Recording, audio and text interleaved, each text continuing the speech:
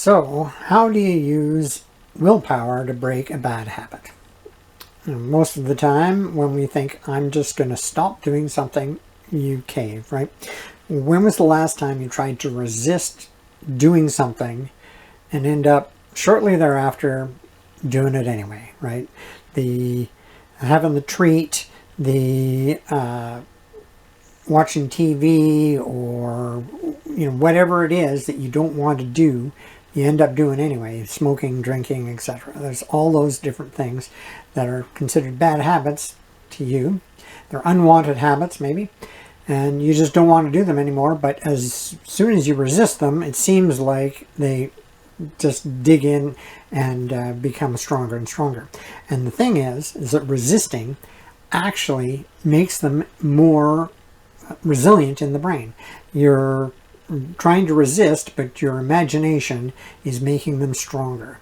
So you can't use your willpower to resist. So how do you use your willpower at all then? Well, you can do three things. One of which is you can make a plan, right? When you have a plan, it's much more likely that you can be able to perform the action. So use your willpower to break the habit by having a plan. Determine what new action you're going to do that'll get you the reward, because that's what your brain is after. Your brain is after the reward of the bad habit. If it's watching TV, then why is it that you want to watch TV? Is it because you want to relax, you want to be entertained, you just want to zone out and forget about the world? Whatever it is, that thing you're after is the reward. And then you got to decide, okay, as I've talked about in other videos, what is it that I can do instead of this habit that I don't want anymore that will give me that same reward, that is more positive, that's more healthy, whatever it is. Write out an intention statement. This is another thing I've talked about before.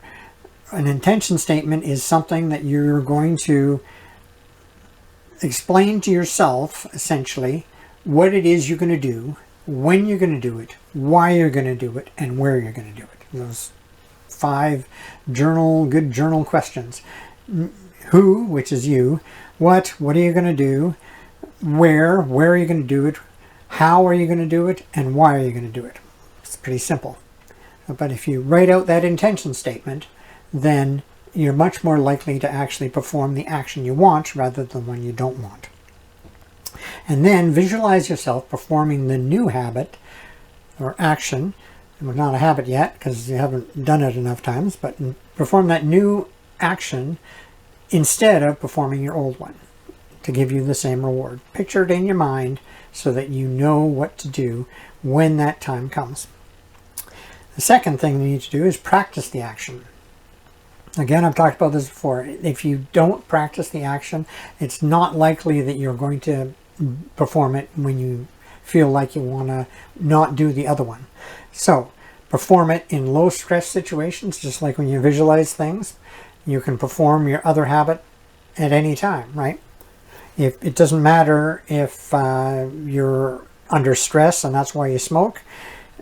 If you're not under stress, you can still practice doing some meditation activities or some deep breathing activities or whatever it is that you're going to do instead of that cigarette.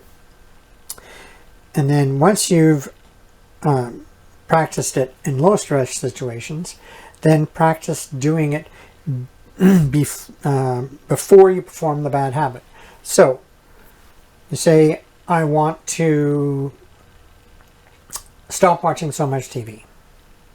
So instead of watching TV, I'm going to go for a walk. So at night when you get home, you put on your shoes and you go for a walk around the block. You get home, fine. You don't have to not watch TV now.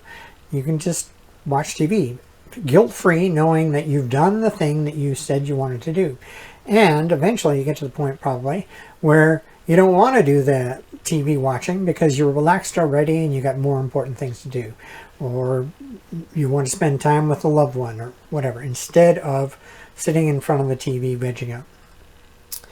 And then, strange as it may sound, but if you perform the action after you perform the bad habit you are trying to avoid, then it also will help your brain to realize that the reward can be got or collected, achieved or acquired by doing the habit that you want after you've done the unwanted habit. So you say you go with the TV watching, you don't want to watch so much TV, well, you sit down and you watch an episode of TV, and then you get up and you go walk around the block. Just as long as you're doing the action that you want in that cue action or cue motivation action reward process, you'll be fine.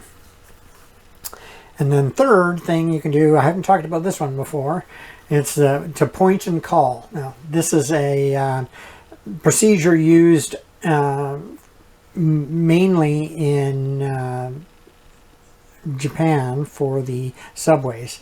And you'll see all the attendants on the subway pointing and calling. So they will point at a clock saying it's 8 o'clock and the train is on time.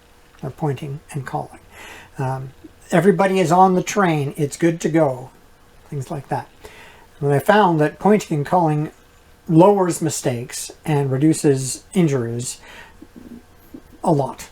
I don't know exactly what the number was. I've read it. And what was the book called? The book was called The Power of Habit by... I'll get it to you. I'll put it in the notes. So, The Power of Habit, it's a great book. But that habit of pointing and calling will bring the action into mind that you're actually doing. So when you're doing the bad habit or about to do the bad habit, point and call. I'm about to eat a donut that I don't need and it's going to make me fat and lazy. Well, maybe you could have a little bit of time now to think about what it is that you're just about to do. In fact, if you then add in the action that you should be doing, instead of eating the donut, you can say, I am just about to eat a donut to give myself energy, even though I know that if I just go for a bit of a walk or do some calisthenics, then I will get the same action or get the same reward as this donut. And you'll find that as you do that, your desire for the sugar treat will go down and your desire for the wanted action will go up. And this helps you to make more logical decisions, right? I know I'm not supposed to eat that. I know I'm supposed to do this. And if you have that time, then you'll be able to do it. So there you go. Try those 3 things. If you didn't get them all, rewind and watch it again. But if you have any thing you really want to overcome, then realize that just trying to resist it isn't going to work. But if you use your willpower to actually make a plan and develop a method of putting a new habit that you want in place, then you're much more likely to succeed.